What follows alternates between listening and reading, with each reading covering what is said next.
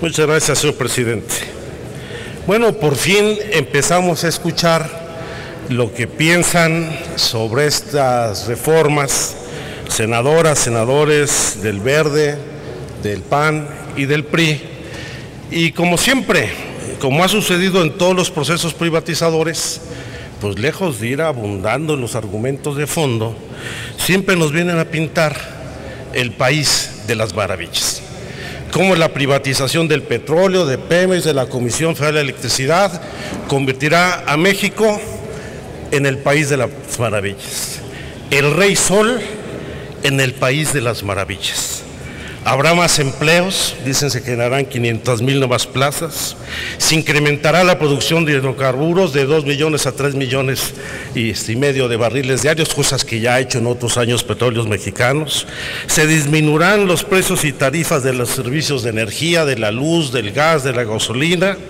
y dice el senador Salvador Vega Casillas que se beneficiarán profundamente los ejidatarios y comuneros que según él prácticamente se van a convertir en empresarios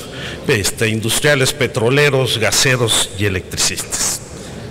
Y se pretende descalificar los argumentos diciendo que hay un fuerte contenido ideológico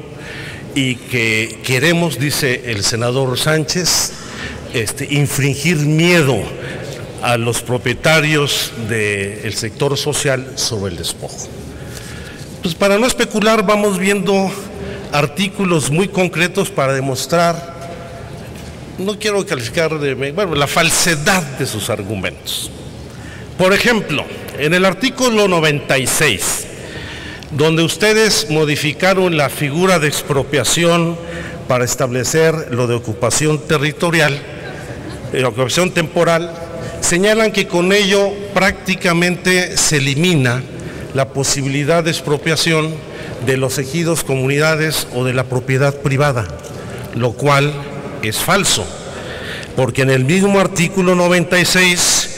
tras de que se retiró la ley de expropiación, se estableció que se aplicarán las disposiciones en los casos que las disposiciones vigentes, las aplicables en el caso de que la nación lo requiera. ¿Cuáles son esas legislaciones? Ya lo dijo aquí Armando Ríos Peter. La ley agraria, que en su artículo 96 establece que los ejidos y comunidades podrán ser expropiados por sus tierras por casos de utilidad pública. Entre otras, la fracción tercera del artículo 93 de la ley agraria señala la explotación de petróleo y de hidrocarburos. Pero además hay que recordar que en la Comisión de Justicia de este Senado de la República hay una iniciativa presentada por el senador Raúl Cervantes que plantea una nueva ley de expropiaciones en los mismos términos que viene la iniciativa original del Ejecutivo. ¿Y dónde se van a dar principalmente estas expropiaciones y despojos? Pues fundamentalmente en la propiedad social, porque el 53% de la tenencia de la tierra en México está justamente en el sector social, que son los ejidos y comunidades, que además son las zonas donde existen la generación de los principales servicios ambientales en el país. Pero hay otras perlas en el dictamen, por ejemplo, el artículo 99, en donde señala que las asignaciones de contratos para la exploración y extracción y permisos a que se refiere esta ley no limitan el derecho del Estado a otorgar concesiones, licencias o permisos para la exploración, extracción y aprovechamiento de otros recursos naturales distintos de los hidrocarburos dentro de las áreas comprendidas en dichos títulos. Es decir, cuando ya se otorga una autorización o se establece un contrato con una comunidad ejidal, indígena o propietario, todavía el gobierno federal podrá otorgar una concesión para explotar recursos distintos a los hidrocarburos. Y por eso hay que leer el conjunto de las leyes. A la Agencia de Seguridad Industrial y de Protección Ambiental le otorgan una facultad que resulta un absurdo, porque esa agencia podrá otorgar permisos para el manejo forestal o el cambio de uso de suelo forestal. Es decir, no solamente van a saquear los hidrocarburos, sino van a saquear todos los recursos naturales de la propiedad social. Hay más perlas de estas, en donde, por cierto, va ligado con las contraprestaciones por el arrendamiento, la adquisición o la servidumbre en las tierras que tengan vocación industrial, de hidrocarburos, en donde ahora se incluye con precisión también los derechos reales, ejidales y comunales. Y se trata de contraprestaciones, senador Sánchez. En ningún lugar se habla de contratos o figuras de asociación de los dueños de la tierra con los concesionarios. Y estas contraprestaciones, en primer lugar, tienen que atender la capacidad del propio concesionario y los contratos, las limitaciones y lineamientos que establece el mismo, que son señalados por la Secretaría de Energía. Así, por ejemplo, en los contratos se establecerán contraprestaciones donde podrá haber un porcentaje de los ingresos que corresponden al contratista, no se define cuál, descontando los pagos que le corresponden al Estado de mexicano, es decir, después de pagar impuestos, después de pagar las contraprestaciones, después de deducir los costos, lo cual resulta una falacia. Más aún, en las contraprestaciones, así como los demás términos y condiciones que se pacten en un contrato, como decía, deben sujetarse a los lineamientos y modelos de contratos que emita la Secretaría de Energía, siempre y cuando no sean en especie, porque dicen los hidrocarburos en el subsuelo son propiedad de la nación, porque en ningún caso se podrá pactar una contraprestación asociada a una parte de la producción de hidrocarburos del proyecto. A los extranjeros y las empresas nacionales sí podrán aprovechar directamente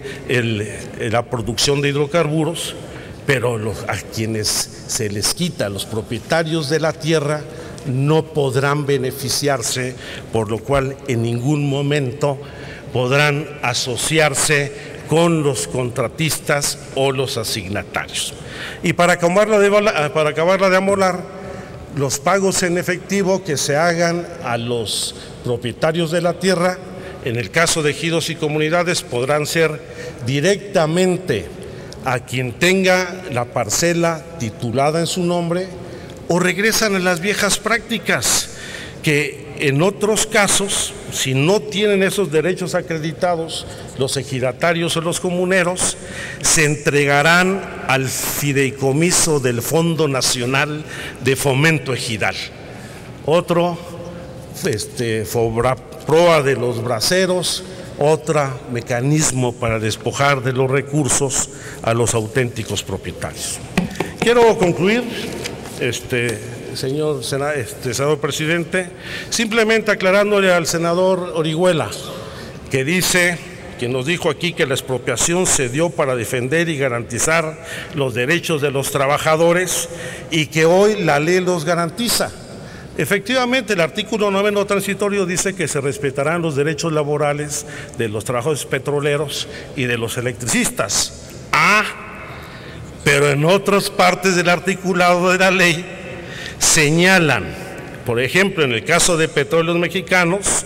que el Consejo de Administración de Petróleos Mexicanos y su Comité de Recursos Humanos y Remuneraciones fijará el otorgamiento de incentivos, percepciones extraordinarias, la política de remuneraciones y con ello los mecanismos de contratación, admisión, permanencia, prestaciones y condiciones generales antecitadas. Es decir, se abrogan los contratos colectivos de trabajo y va a suceder lo que sucedió en Pajaritos, en una asociación entre Pemex y Mexichem, donde Mexichem tiene el 51% de las acciones, se genera una tercera empresa fantasma que lleva primero a la reubicación de algunos trabajadores de Pemex, en otros casos al establecimiento de un contrato individual de trabajo con la nueva empresa y en los otros, los más,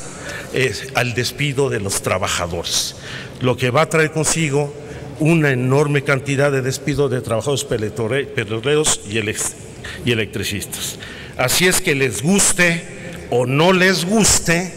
pues lo cierto es que esta ley lo único que va a traer consigo es el despojo de las tierras del sector social y de la propiedad privada y el despido y la pérdida de los derechos laborales de los petroleros y electricistas. Muchas gracias. Gracias.